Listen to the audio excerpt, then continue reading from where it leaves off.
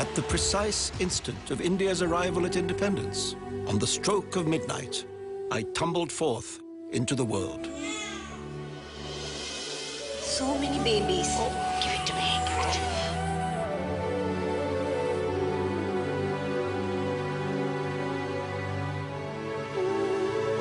Mary knew she was condemning the rich-born boy to a life of poverty.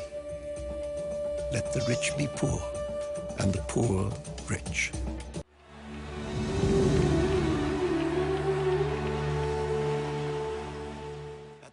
I'm quite fascinated with books to film, and you had an epic story to kind of, bring down into a much more visual story. First of all, how did you get Salman Rushdie to say okay, and why did you pick Midnight's Children? I'm going to try. You have to understand that I've got laryngitis, but I've always loved the book. Midnight's Children is an iconic book. I read it in 1982, and I felt it was the first time I read a book that actually changed the way I looked at India and my country. It's a book that's about not only the coming of age of a young boy, but also the coming of age of a country. So it's the biggest epic novel about post-colonial India. I loved it, and that's the reason. And the other thing is that I didn't have to convince Salman Rushdie. I asked him who had the rights, and he said he did. And I asked him how did he feel if I did a film based on the book, and he said, it's done, go ahead. So it was very simple. Mm-hmm. Was it very challenging for him to take the story from being so, from a novel format into a screenplay for you? Once Salman and myself decided that we'd focus on the thread of the coming of age of Salim, of a young man trying to find a home, a country, an identity, as well as for it to reflect, or the canvas to be the coming of age of a country. That was what we wanted to focus on. I saw Seema Biswas am I saying it right, at TIFF this year, and I sat down and I said, great, I have time to have a conversation with you, because her character Mary was the most, to me, she was the one I walked away with and I thought and thought and thought about, because her little decision made such a huge impact on everybody's lives. And my theory is that it's the little decisions, the ones we don't think too long about, that make the biggest impacts in our lives.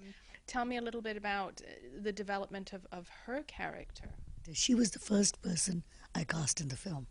When Salman finished the screenplay and I reread it, and that's the time I sort of make a short list of every actor that I want for each character.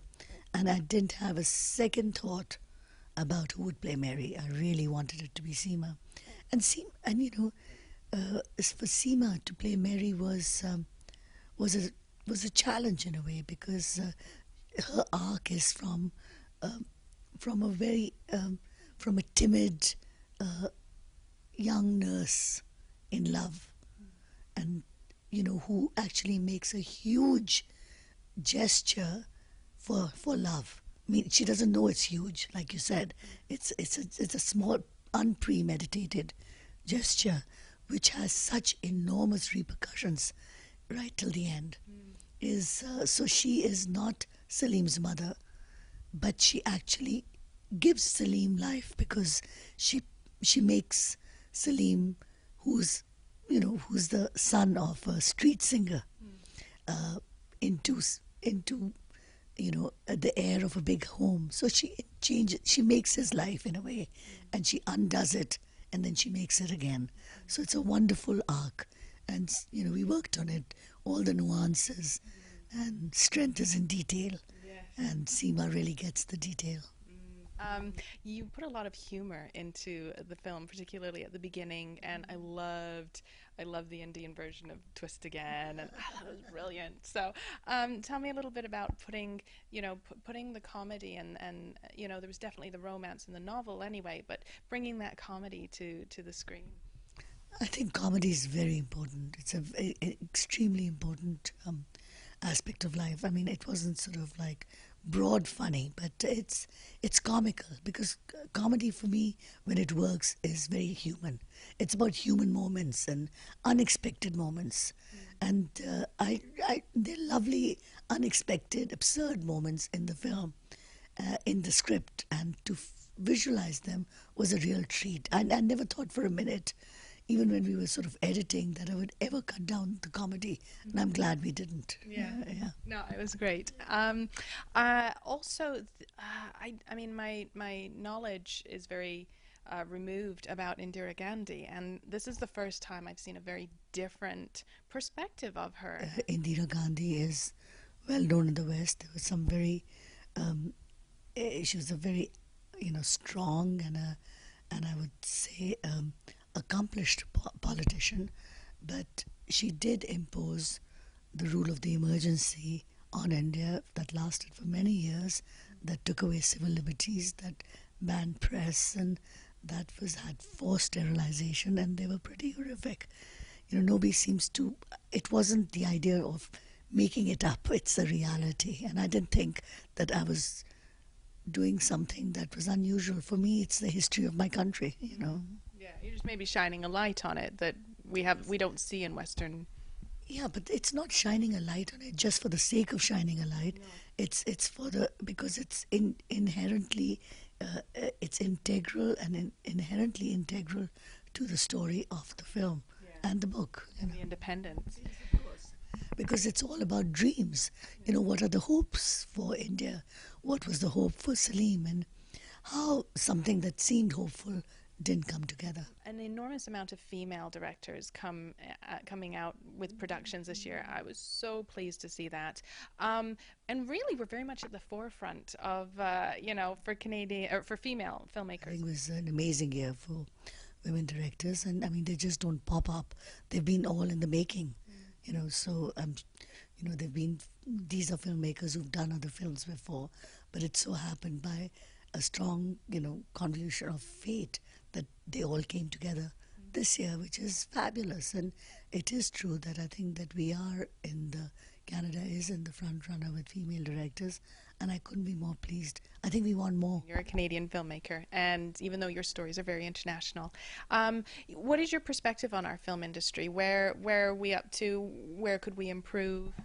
It's not a question of improving. I think making films is so difficult. I think that we're doing really well. And when you think of in the last 3 years or 4 years, there's always a Canadian film that's nominated for the Oscars. And also they're in Cannes and competition, and they're in all the major film festivals. And they actually, some of them, not all, have a really good theatrical release, which is so pleasing. I wish there were many more films that were Canadian that were out. I mean, when you think of 1,500 films a year that are made in India, but the population is also 1 billion. And I think what's happening, what's great, is that now, Canadian films were sort of about two solitudes. They had to be either in English or in French, or the stories had to be inherently about English or Western subjects or Francophone subjects.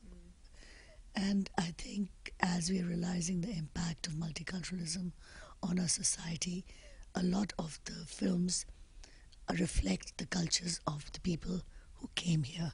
So you can have a Chinese story, or you can have an Indian story, and yet it be Canadian. And that is enriching our palette. And that's excellent. And I think that is being encouraged, and it should be encouraged. Come back to me.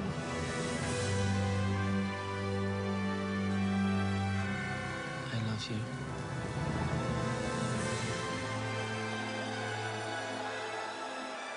A child and a country were born at midnight, once upon a time.